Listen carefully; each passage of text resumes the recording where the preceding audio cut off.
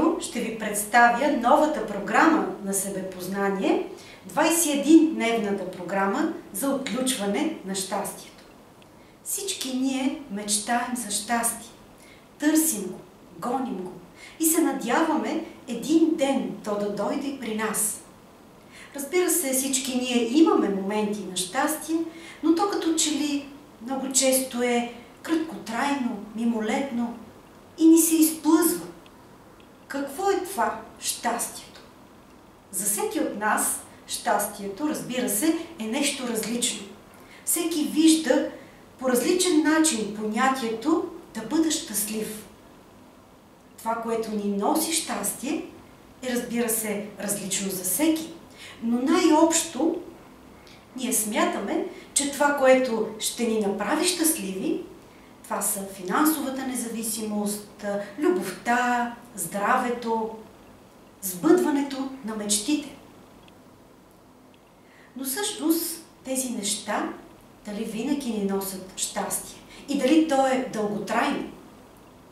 Всички вие сте виждали хора, които са богати, финансово независими, които могат да си позволят да си купят каквото пожелаят, но въпреки това са нещастни, въпреки това страдат.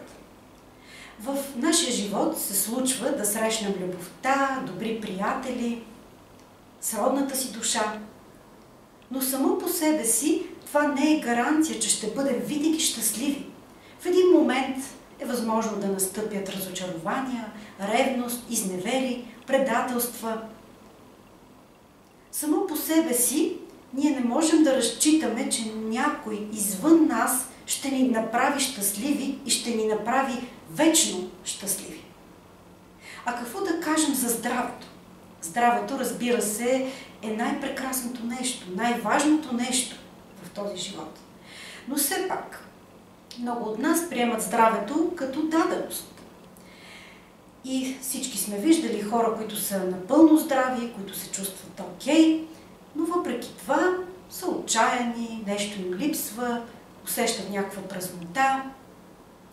А обратно, има пък хора, които са болни, дори са в инвалидни колички, не се чувстват добре физически, но все пак са усмихнати, щастливи и грабят с пълни шепи от живота.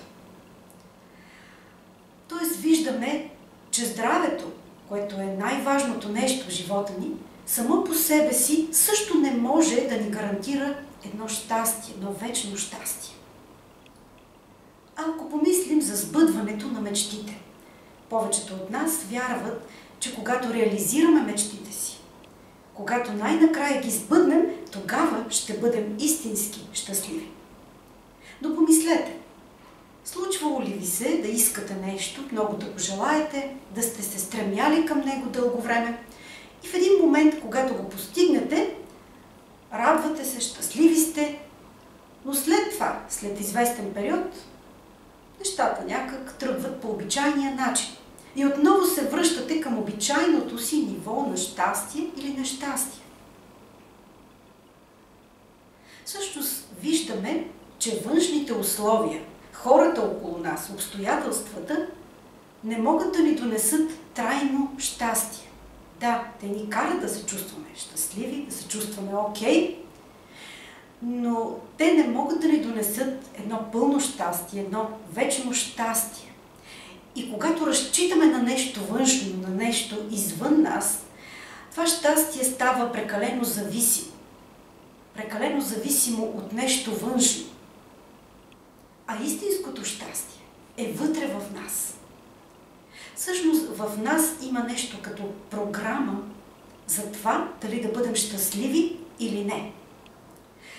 Предполагам, че сте виждали хора, които просто са щастливи, които винаги са усмихнати, радостни и ако ги попитате дали са щастливи, те ще ви отговорят: да, аз съм щастлив човек. В техния живот също има проблеми, също има трудности, но те се чувстват щастливи. Сякаш по природа са щастливи, сякаш са родени щастливи. А от друга страна има хора, които някак вечно са нещастни. И дори да постигнат успех, дори да се запознаят с нови хора, да създадат семейство, да имат деца, те винаги намират нещо, за което да са недоволни, вечно са намръщени или нещо им липсва. Те сякаш са родени да бъдат нещастни. И всъщност изследванията върху щастието доказват, че големите събития, които идват в живота ни, независимо дали са лоши или добри, всъщност не оказват трайно влияние върху нашето обичайно ниво на щастие. Ако, например, се случи нещо невероятно, някаква изненада в нашия живот, получим някаква печалба от тото, или се запознаем с някого, получим желаната работа, да, това ще ни донесе моменти на щастие, на радост, на удовлетворение, но след известен период отново се връщаме към обичайното си ниво на радост, на щастие или на едно по-различно виждане на живота. По същия начин и ако се случи някакво нещастие в живота ни.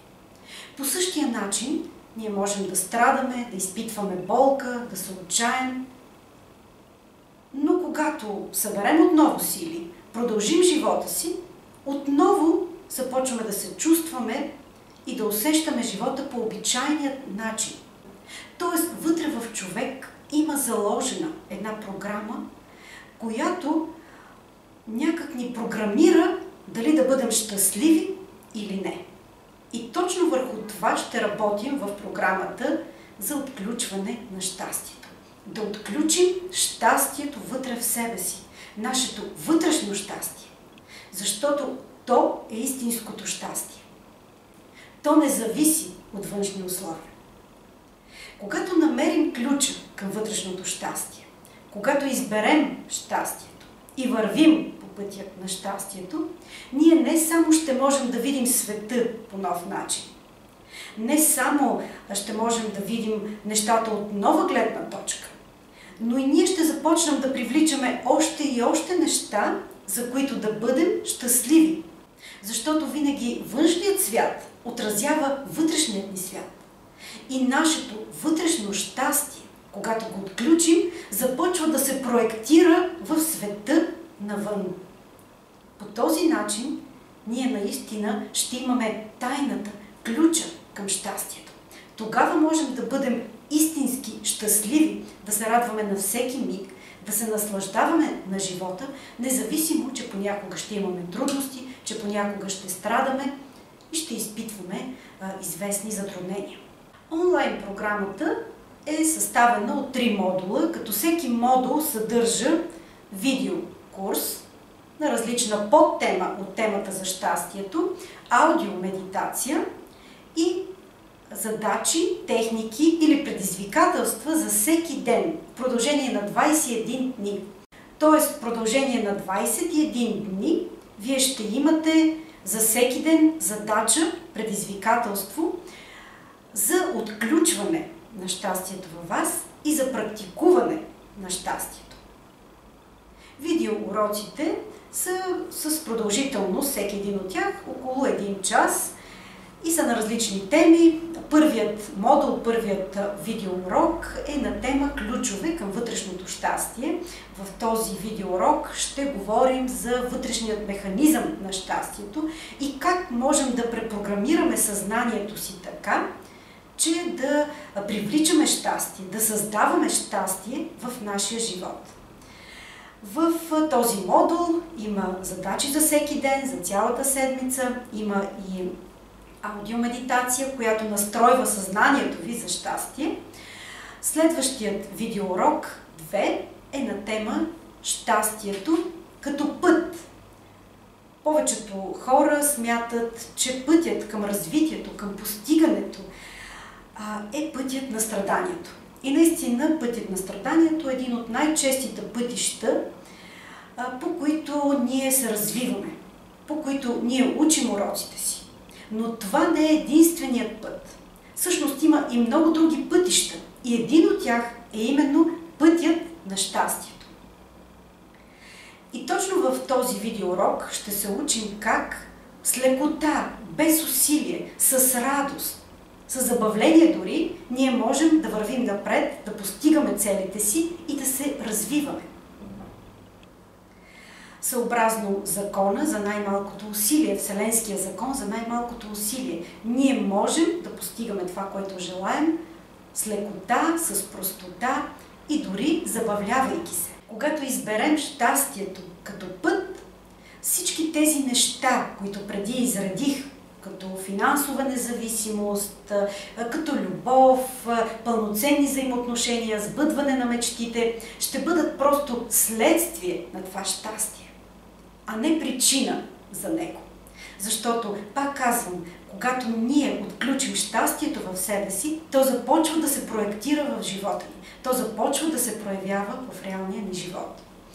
В този видеоурок щастието като път, в този модул, ще работим също така и върху развиването на нашата интуиция.